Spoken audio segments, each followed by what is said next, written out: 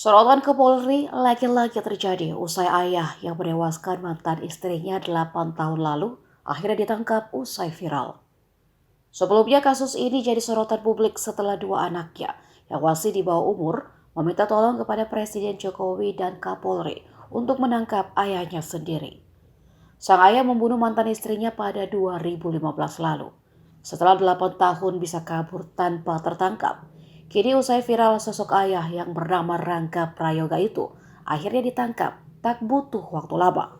Warga Lampung Tengah itu ditangkap di Provinsi Kalimantan Barat oleh tim gabungan Polres Lampung Tengah Rabu 26 Juli.